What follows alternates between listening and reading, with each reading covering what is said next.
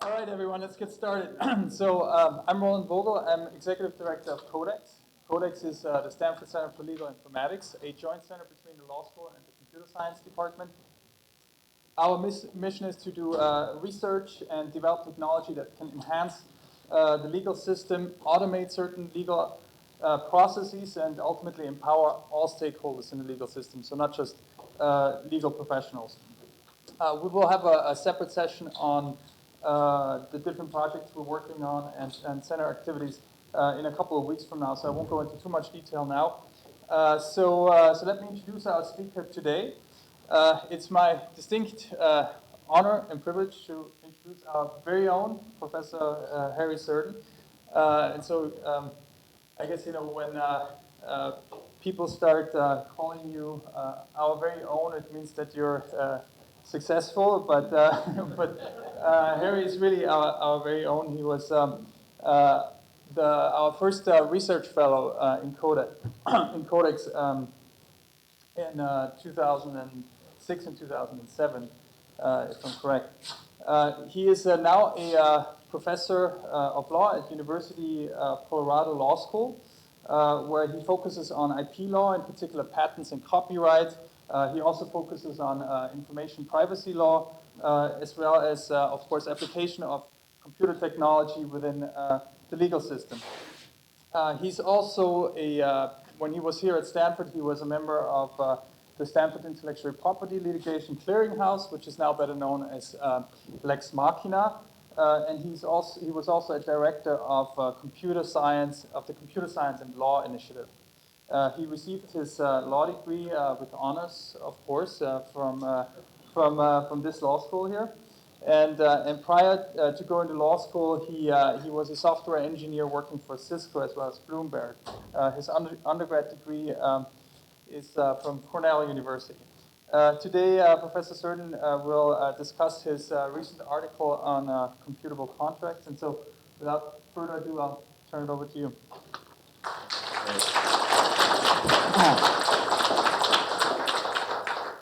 Well, thank you, Roland, for that introduction, and thank you so much for having me here. It's always great to be back here.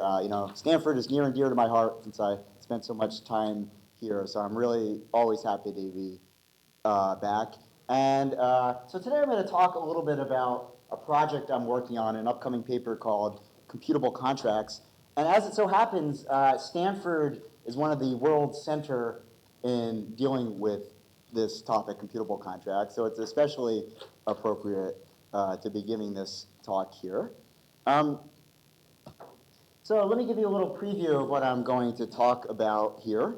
So first I'm going to go over the idea of what is a computable contract. This is a term that I've invented, really. It's not a term out there in the world because this is sort of an emerging technology that doesn't have well-defined nomenclature at the moment.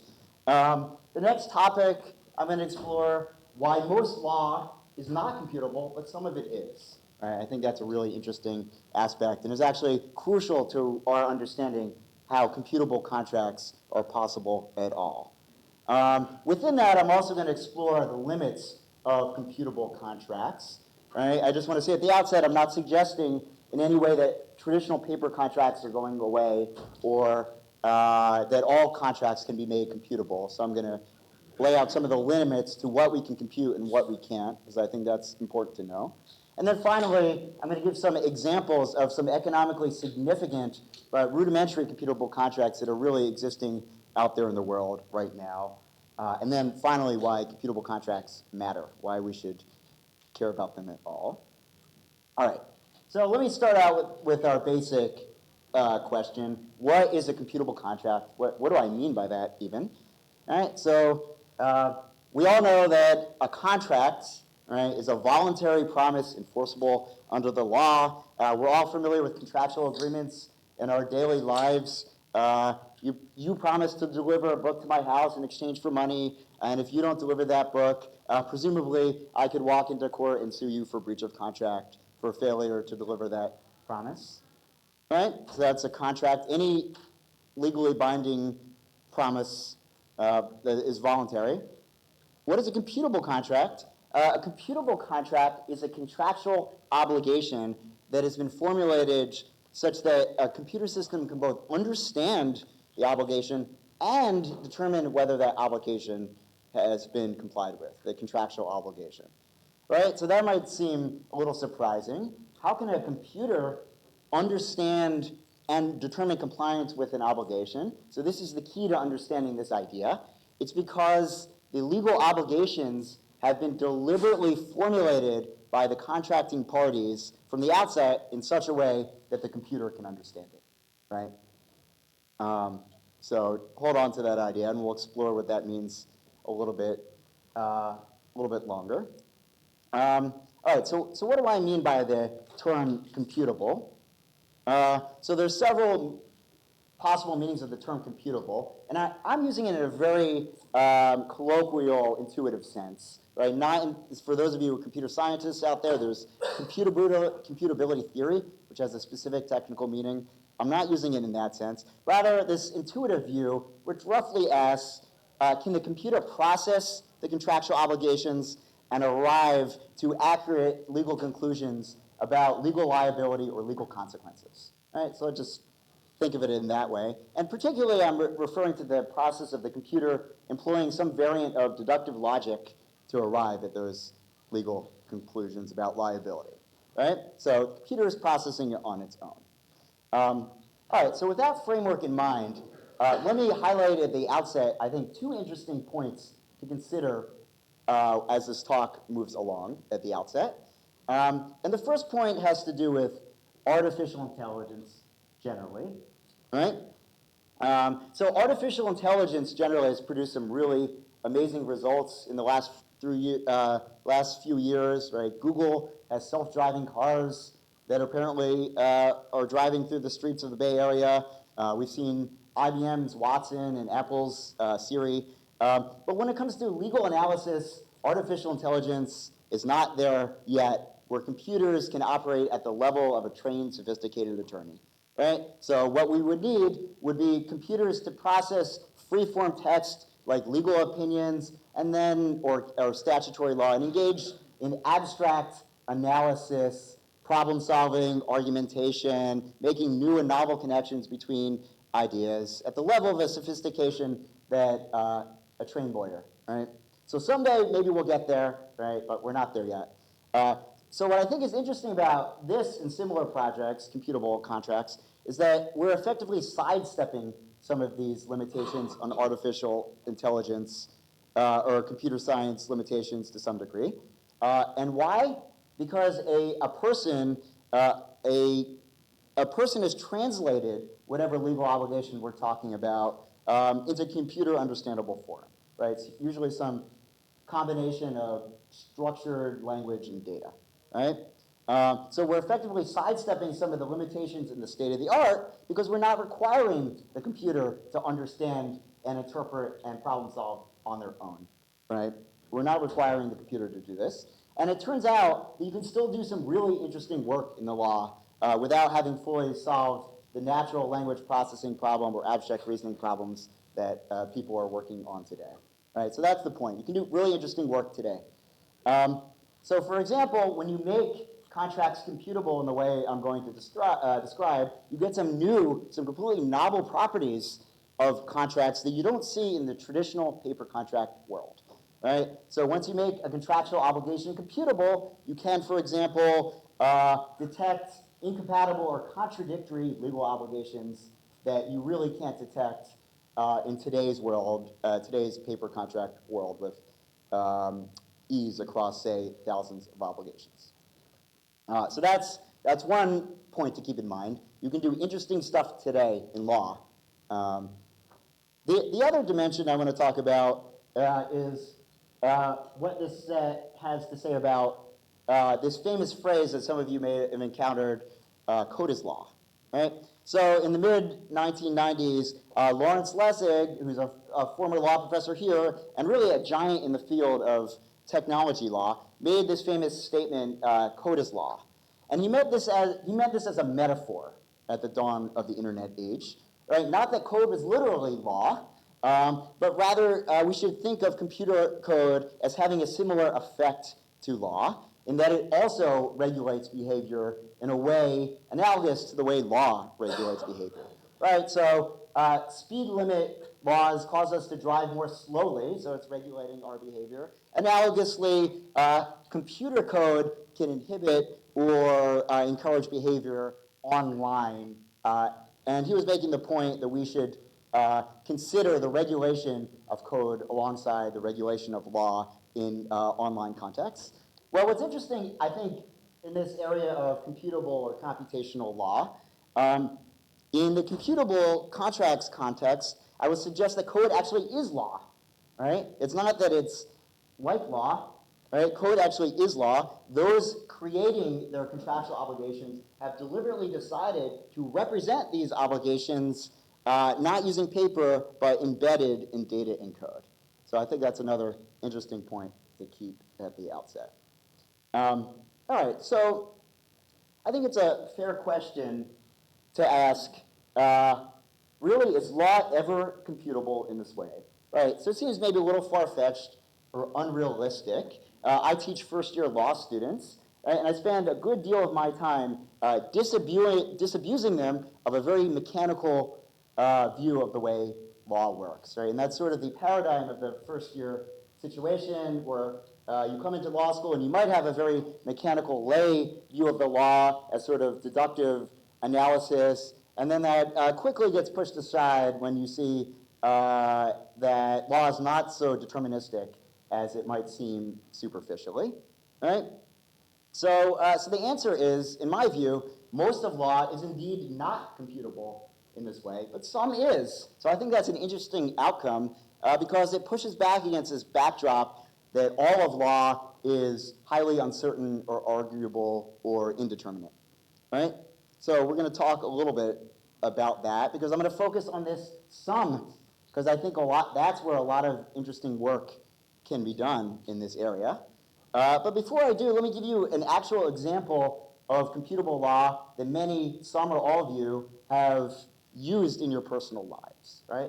And that is TurboTax, right? It's a really good example of computable law, right? So if you think about what's going on there, in some respect, TurboTax has a computerized representation of some portion of the personal income tax statutory code, right? It takes user inputted data, and it can also automatically retrieve data from W-2 forms and 1099 forms and whatnot, right? It can apply legal rules to the data through some process of inference, right? And then it comes up with a prima facie determination about your tax liability under the law, right? All right, so that's nice. The computer has come up with your liability. Is it any good? Well, not only is it good, it's so good that the definitive arbiter of tax liability in that context, the International Revenue Service, accepts tens of millions of these software-generated outcomes of liability as acceptable, right? So that's an important metric, I think, which is how good is the computerized analysis? Well, is it good enough that a definitive arbiter of legal liability accepts it, right? So that's going to be sort of a working metric that we're going to be talking about here.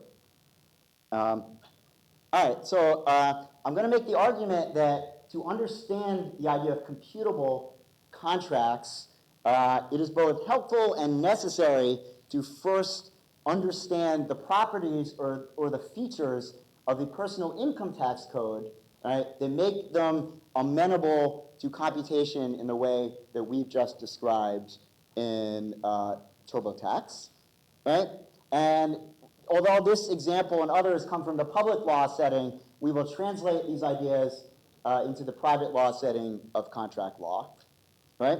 So just to frame it at an intuitive level, right, we can frame the personal income tax context, which to another area of law that seems much less amenable to computation in this way, and that's the constitutional First Amendment context. Right? Intuitively, we think free speech First Amendment disputes are not as amenable to computerized resolution as the personal income tax code. The question is, why? And I think the answer to that is going to indicate what sorts of contractual obligations are going to be likely to be computable and what are not, right? So let me just talk about and kind of highlight just a few examples why I think the personal income tax context is relatively more amenable to computation in this way under something like TurboTax. I'll just highlight, there are several dimensions, but I'm just going to highlight two, right? So let me delve into some very basic legal theory here, right? So for those of us with legal backgrounds, we know that laws use legal categories and legal criteria to distinguish that which violates the law from that which doesn't, right? So that's sort of a fundamental structure of, in particular, statutory law, right? So let's take some exemplar categories from each context, right? There's the personal income tax context. Let's take the word income, right? And in the constitutional First Amendment context, let's take a criteria, compelling government interest, right? So two representative categories of criteria, right? And then we throw out a third idea from legal theory, the concept of legal indeterminacy, or legal determinacy. So legal determinacy very roughly means how certain constrained legal outcomes are relative to a legal official like a judge or a regulator, right? So I will suggest, and I've made this argument, that how computable an area of law is exactly related to how determinate that area of law is under legal theory, right? They're one and the same question. That's my argument. But let's delve into that a little bit more closely with an example. All right, so we have this statute that requires taxpayers to state their income, right? So how do we know what this legal category income means? In the abstract, it could mean anything, right? At least that's what first years would argue, right? In the abstract, you could argue that income could mean absolutely anything. But however, for most taxpayers, it's a much more constrained, straightforward inquiry, right? Income amounts to the numerical amount reported by an employer on a W-2 statement and maybe some earnings reported on other statements on financial investments, right? This isn't true for every taxpayer, but for many, and I'll give you a number later on that it's a fairly significant percentage, right? So what is it about this legal category income that makes it amenable, right? The first thing I want to suggest is that there's a well-understood, generally agreed upon core meaning relative to many taxpayers, right? To some large percentage of taxpayers, right? And then there are structural components that are helping to bound the meaning, and these are the W-2 forms and the other government forms which implicitly define the scope of what income means. So admittedly, there's going to be disagreement on the boundaries for what income means for some taxpayers. But let's put that aside, because for many taxpayers, this simple, somewhat deductive analysis is actually sufficient. They can compute their income tax liability without any corner cases or boundary pushing items, without, for example, consulting a tax attorney to clear away some degree of legal uncertainty, right? So when that's the case, we can say that something like the personal income tax code, it's not fully determinate, but it exhibits what I call practical determinacy, which means very roughly it's legally certain enough to do some interesting things with it, right? It's determinate enough to create constrained, predictable outcomes that taxpayers can rely on because legal officials, the ones we really care about, will be satisfied with the results, right? So note that the personal income tax context does not have to be perfectly certain or determinate for it to be useful, right?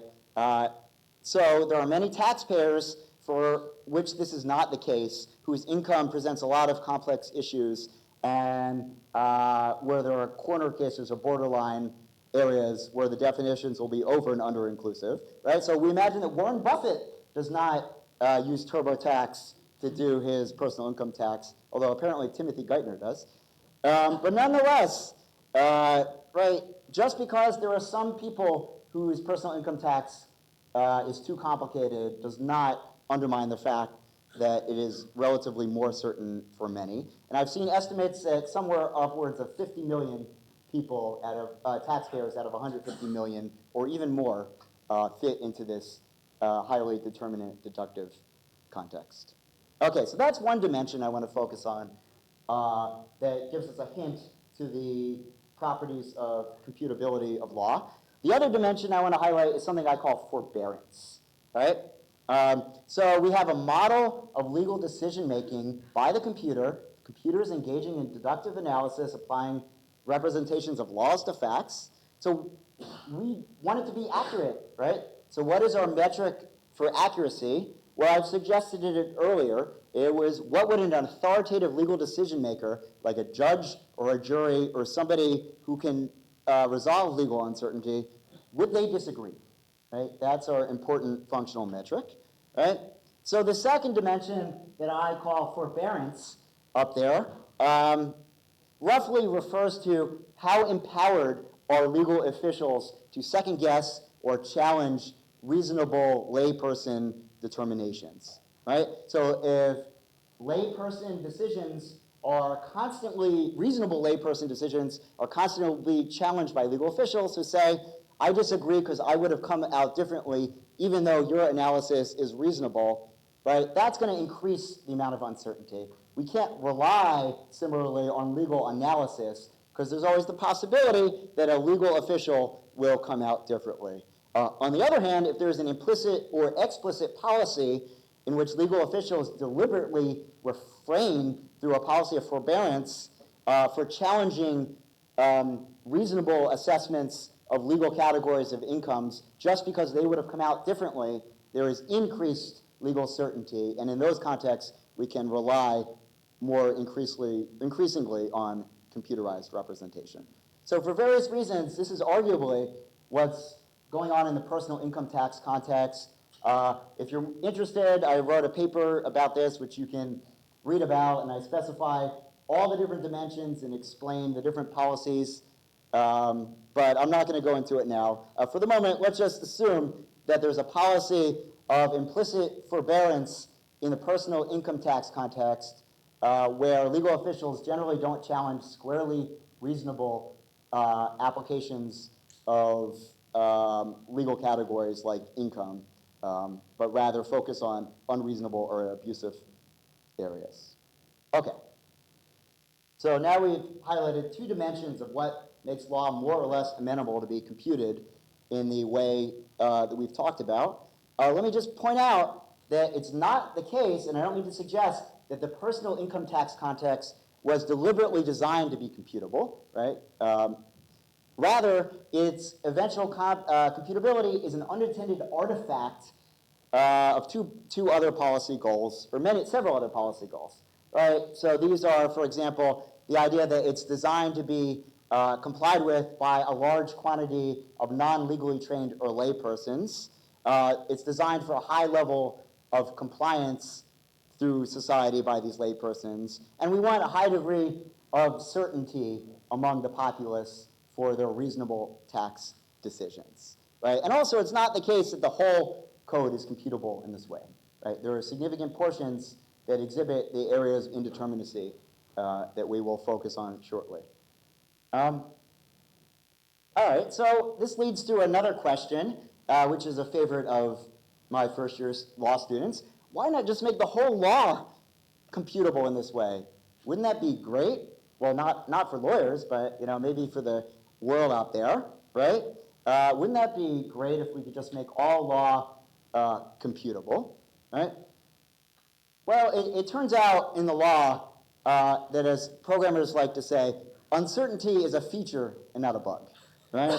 And the reason is some uncertainty gives legal officials like judges the flexibility down the road or the discretion to resolve unpredictable or uncertain scenarios or to engage in conflict resolution that's required by their institutional role in society. So let me just give you two brief scenarios that I think will be instructive for the types of contracts that aren't amenable to computation in this way, right?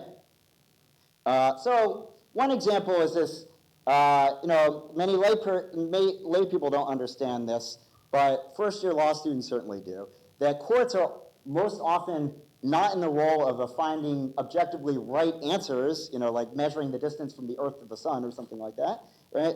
But of balancing reasonable but conflicting interests among societal actors.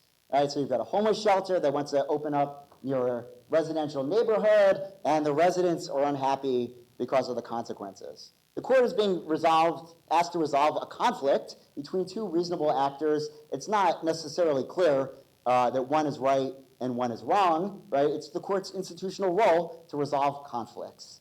So in this conflict resolution role of the courts, right, that looks a lot different from what's going on in the personal income tax context. So maybe it doesn't lend itself to the type of deductive rules-based analysis that might work in that context. Another thing that befuddles law students is that courts are often being asked to balance public policy goals, right? And being asked to resolve conflicts among those goals, right? So is it constitutional, for example, for the police to put a GPS receiver on your car without a warrant, right? Again, it's not like there's an objectively right answer there, right?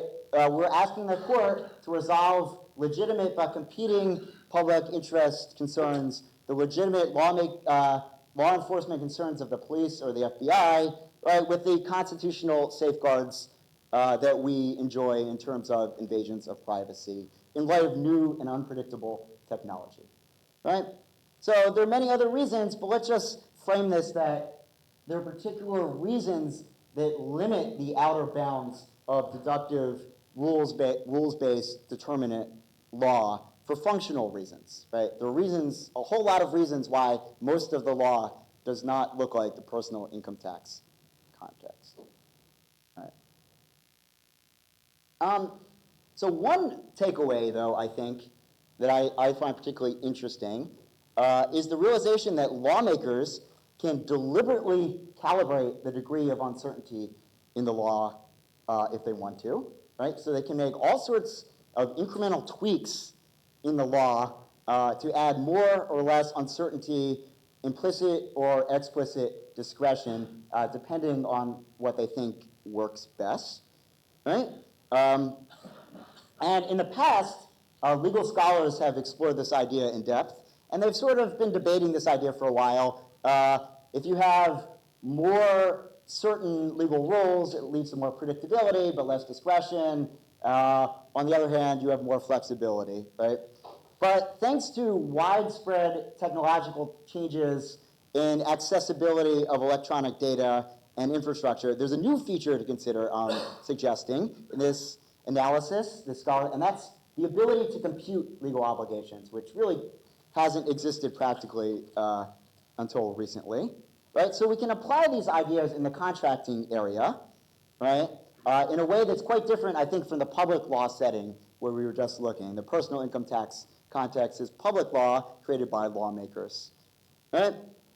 So again, remember, a contract is a voluntary promise to do something enforceable under the law by one or more parties, right? So in legal theory, contracting is often likened to private lawmaking, right?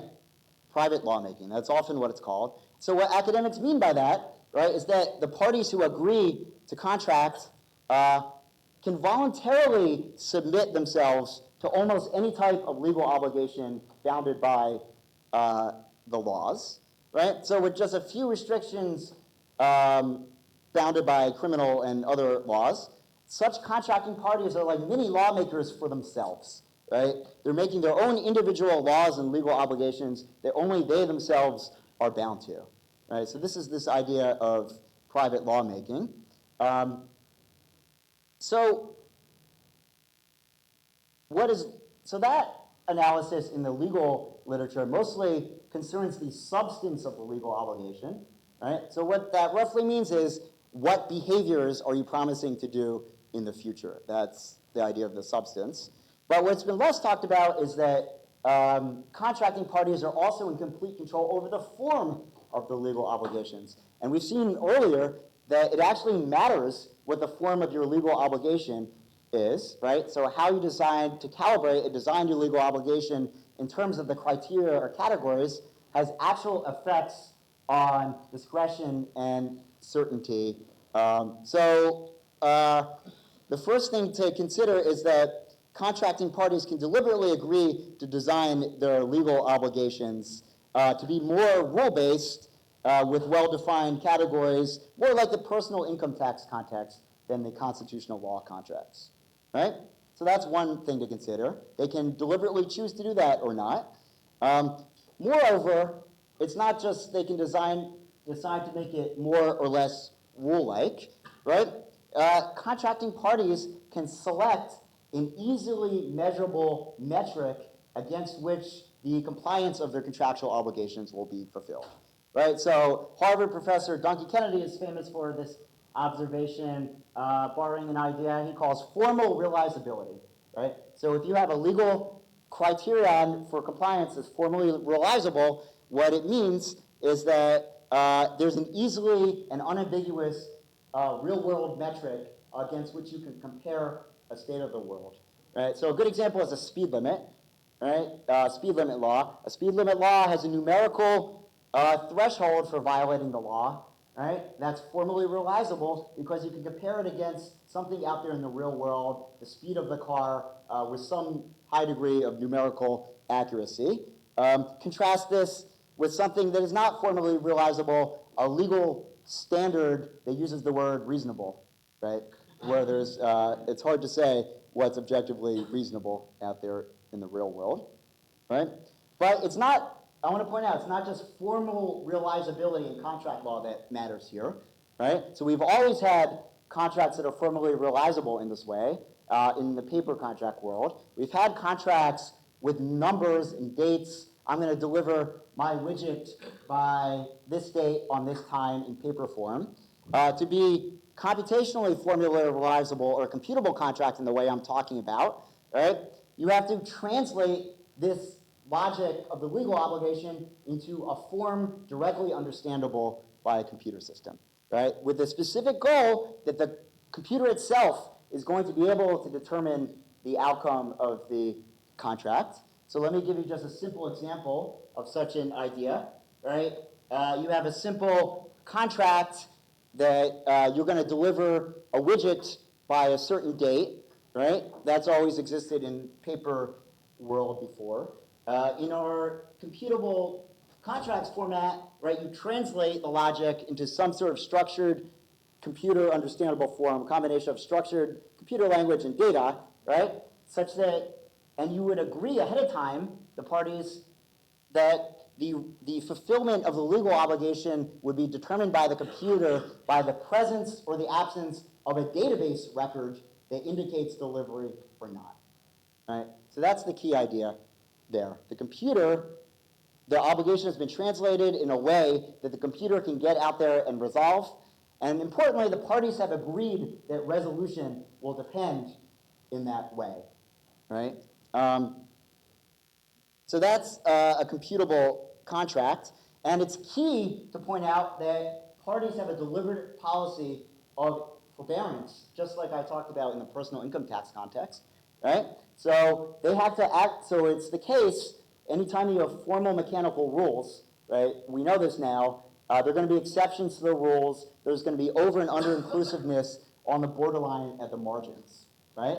But what's going on here is that parties out there in the real world are deliberately tolerating these exceptions and willing to forego them for the sake of efficiency, right? And that's a key idea. So they're deliberately implementing their own version of forbearance, just like happens in the personal income tax context. And for that, we can actually rely on the computable outcome to be the actual outcome of the contractual obligations.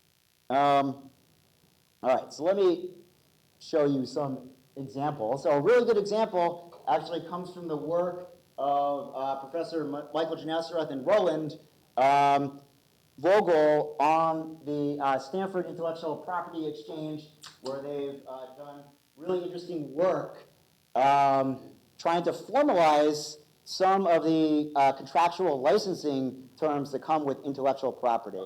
Right, so, of course, a license in intellectual property is just a contract, a kind of contract, right? And they've done a good idea formalizing the different variants of intellectual property licensing. And importantly, again, they're deliberately translating these legal obligations into a way the computer can understand, or making it easily translatable. Right?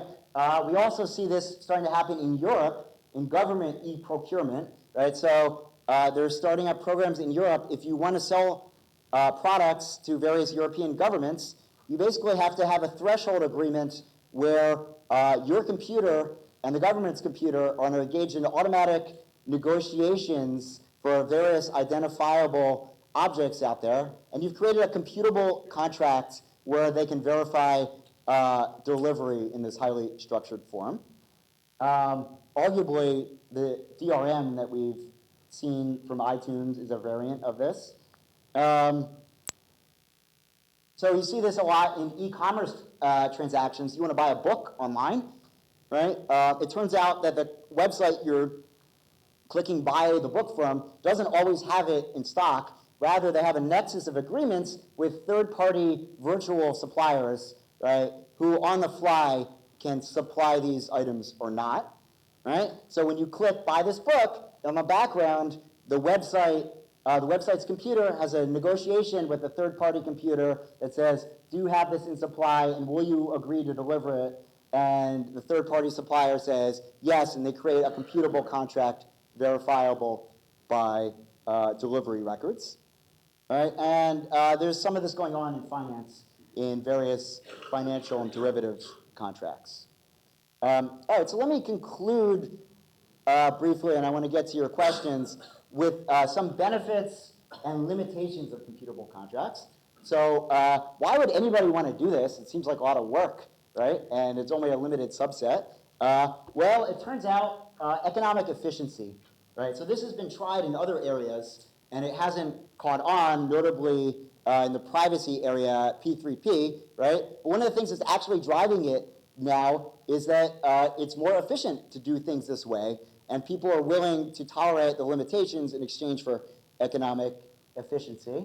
And as I suggested, there's also these other benefits where in the traditional paper contract world, some new properties, brand novel properties of contract law arise that don't really exist in the paper world, right? You can detect conflicting or contradictory legal obligations in ways you really can't detect. So say you work in a big company with 10,000 customers. Salesperson A signs a contract to deliver 100 widgets to one customer. Salesperson B does the same thing the next day, right? And you only have X amount of widgets, and you can either deliver to one or the other, right? You have contradictory legal obligations that you probably can't fulfill. But once you make it computable in this way, you can either constrain them at the outset or at least detect this across thousands of obligations in ways that are difficult to do in the paper world. They're not impossible, but it's practically.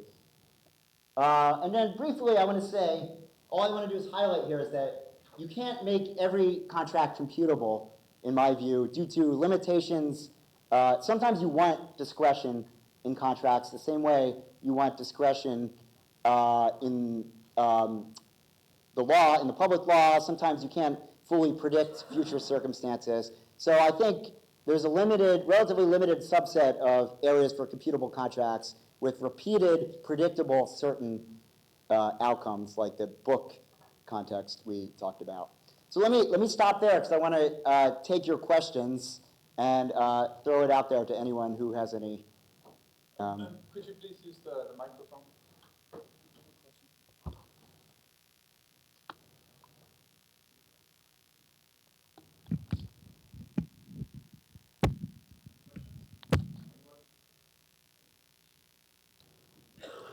Somebody's got to have a question. So, Yes, I only process computable questions, so. it looks like you're focusing more on whether or not a contract has been executed, and I'm curious about contract formation. Uh-huh. So, if you So want say a to- little bit more about what you're thinking about.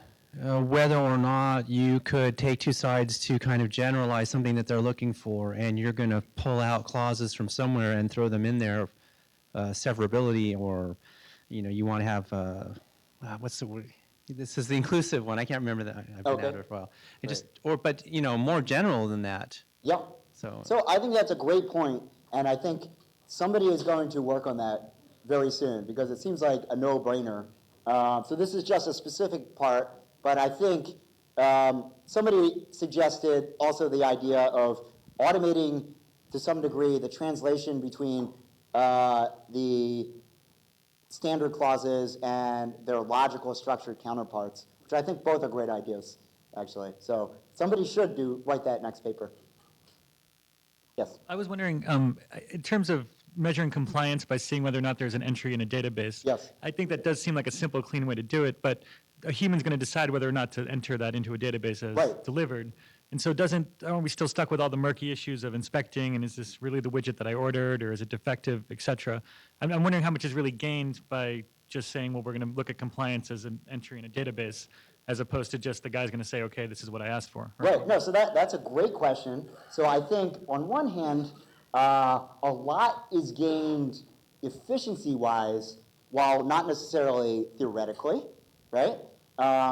So there's a whole lot to be gained by cutting a person out of the loop to look at a paper contract and then look over here at delivery and then calling somebody up to tell them that the delivery has happened over a series of contracts, right? So even the simple ones, I think there's actually a massive efficiency gain relative to what happens today. But also I want to highlight that the examples I gave are rudimentary. I think in the future, the kind of stuff that Mike Janesreth and others are working on are much more sophisticated variants of that, where the computers are actually going to be doing really interesting, difficult to do analysis that people find hard to do. Yeah, so I thought that was a very good question. Yes. So I had a couple of quick questions around uncertainty. So you mentioned that it was a key factor in determining which parts of the law are computable and which parts are not. And I wanted you to dwell a little bit on the uncertainty in the facts of the matters versus the rules. Okay, so say a little bit more about what your thought is here. So, you gave examples from financial transactions where the facts are in the form of numbers and there is no disputing certain numbers, Right. like the amounts on checks and so on, or Yes. a payment that is posted. Whereas facts in certain other areas of law, like, if somebody saw something, may not be so certain. To what extent the distinction is primarily a distinction about facts, and to what extent is it about facts and rules? Oh, okay. Okay, so that is a really good question because on the one hand, you're quite right. I don't think this is necessarily appropriate for areas of the law where you don't have formally realizable metrics like numbers. On the other hand, in principle, right, contractors are private lawmakers, so they can agree to make the outcome of their legal obligations dependent on anything, right, in principle. So they could make it somewhat less determinate than that, right? So I want to point out one other point, which is, so I've talked about the scenario where the computer resolves uncertainty based upon a database record, but the computer can also have primary access to something in the real world and doesn't necessarily have to rely on a human, right? So for example, if you're restricting the usage of a music song, right, and it depends on whether the music is being played or not, in principle, the computer, since it's an electronically mediated environment, can directly detect whether the music is being played or not at that point and can process it on that basis. So. I was wondering if any of your research has come across on. Okay. If any of your research has come across liability on the computable contracting system Okay. for either being maybe too robust or not robust enough. Something like, has anyone sued TurboTax for not giving them, that extra option or layer or drop-down menu that they perhaps needed to define what type of income they were doing? Yeah, no, I think that's really interesting, and I think all sorts of potential liability issues get raised. I think a definite threshold to this is an agreement to, agree to waive liability that can come up. And I think TurboTax does something like this, where they kind of characterize, if we have a numerical error, something happens, or a misstatement of the law, but if there's a disagreement and you're, eventually audited, then some other aspect happens. But I think I haven't really looked into that as much, but I think it's a really interesting area.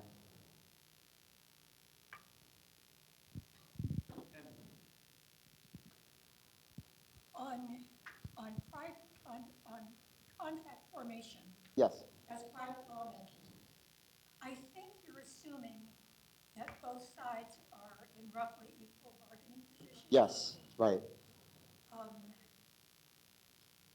If you're not, there might be an interesting comparison to arbitration, for instance, where, yes, you've agreed voluntarily to this particular way of handling a dispute, but it may be very, very heavily stamped on the large company side and nothing to do with the consumer side.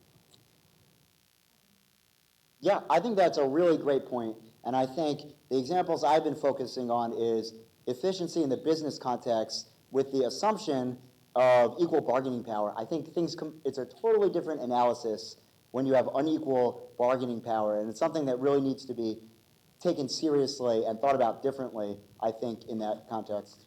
I suppose we have something like computable contracts, Q10 contracts. The generation of phone bills, and the fees that your bank charges you. Right. Yeah, so I think there's all sorts of rudimentary examples that I haven't even delved yet. And I think even, credit card charges, I think it depends on how it's implemented, actually, how computable it is under my definition. But I think you're quite right.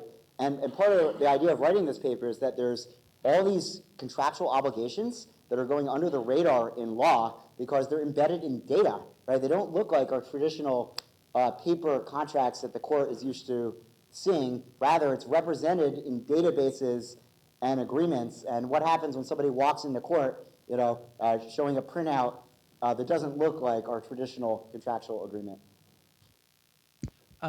Yeah, in your in your initial example, you compared First Amendment to the Internal Revenue Code, and I think one of the major differences is that in the Internal Revenue Code you have an agency that spent a lot of time with those millions of users or people working out the edge cases. I wonder if you've given some thought to sort of the role of administrative bodies in making the law more computable.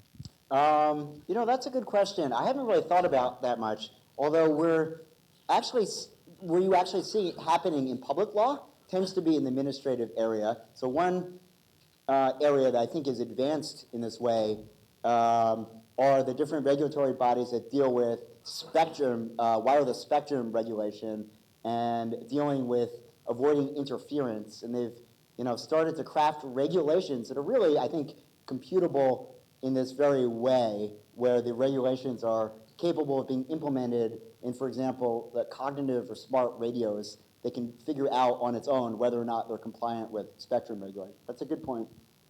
Yeah.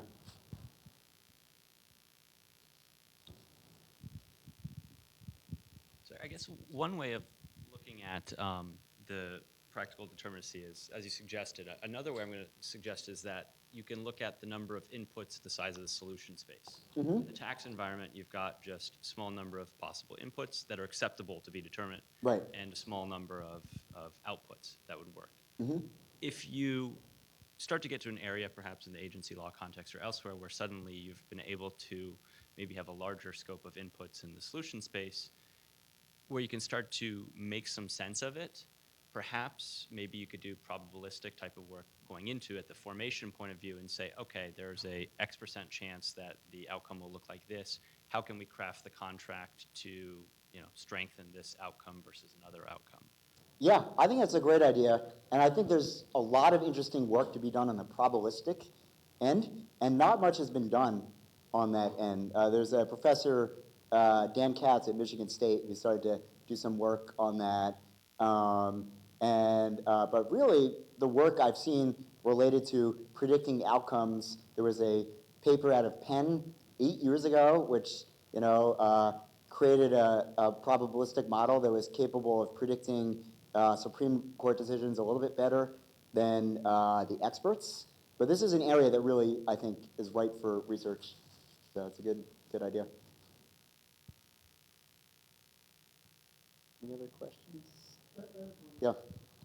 So, want to revisit the issue of indemnification, and as owners of systems that implement computational law, what sort of environmental, operational issues? So, one of the things that you were pointing out a few minutes ago was with the payment penalty and credit card payments and things like that, where the systems are very asymmetrically owned by one party.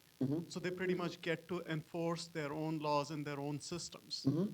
Moving forward, as computational law, and in particular the systems that implement computational law become more pervasive, what sort of system and operational concerns do you see that could force changes in where the law is implemented and under what obligations, and how will the systems indemnify the parties who are participating to the extent that they promise to enforce some policies through standard components? Yeah, that's a good point, right? So, right, in the law, they call it the contract of adhesion, right? The sort of take it or leave it contract where there's usually unequal bargaining power. I'm a little optimistic in one sense, which is I think computability of contracts can actually benefit the unequal parties and unlock some economic benefit in the following way. So one of the reasons that they have standard form contracts that are contracts of adhesion is just because of the sheer inefficiency of having individualized contracts for each individual, right? But as the transaction costs of a per contract basis start to drop, you can start individuating contracts a little more easily with contracting parties. And arguably, you see this already outside of the computable contract context, thanks to the internet. You see something like Priceline, right, where they're sort of doing mass individual contracting because you're bidding your own price in terms that match your needs. So I think something analogous to that could happen and could actually help consumers. Hi. So in looking at computable contracts, even though it may be verifiable by code, but there's still an effort to construct that code to verify it, and the correctness of that code is important as well. So for most contracts where it's not really verified that many times, it's almost not worthwhile to go through that. On the other hand, for contracts that need to be verified a lot and very frequently, it's really worthwhile. I'm involved in cloud computing and those where cloud vendors sign service level agreement with everyone, and there are literally tens and thousands of them and need to be verified a lot.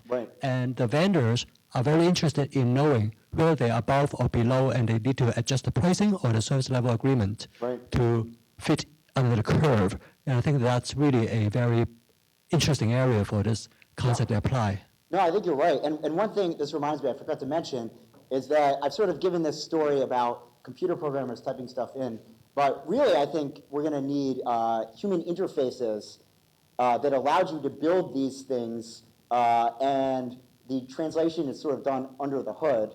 And if you just verify from the outset that the different selections you're making through the interface result in the computer understandable translation under the hood, you can get around a lot of these, right? So that is an important part, I think. Yeah. I'm wondering whether you've given much thought to the additional pressures that might be caused by large-scale usage of computable agreements. And I'm thinking about a couple of things. One is that when you make these agreements computable, you create an opportunity for aggregation and analysis, which wouldn't obviously exist without that. So there's, in a sense, a way in which the private nature of these agreements could theoretically start to introduce the public concern. And what I'm thinking about with respect to that, or for example, the database that's going to be created with respect to regulating the derivatives market, or the theoretically is going to be created. But you start introducing an opportunity either for regulation or for essentially third-party analysis. And it seems as though this starts to create standardization pressures as well. And I'm wondering whether you've got any comments on that, whether you've thought about it. Yeah, I've thought about it a little bit, and I think you're quite right. I've more thought about it on the issue of privacy concerns. Anytime you take, something that is unstructured and make it electronic and structured and able to analyze it and process it, right, you reduce the transaction cost of getting at the data. So I thought, and I've written a little bit about privacy. This happened basically in the court records. When they computerized court records, right, they used to bury Social Security numbers on, file 53 of 400 on page 22 of a paper court record. No one could get to it. And then suddenly when they made it electronic, you had everybody's Social Security number out there and searchable.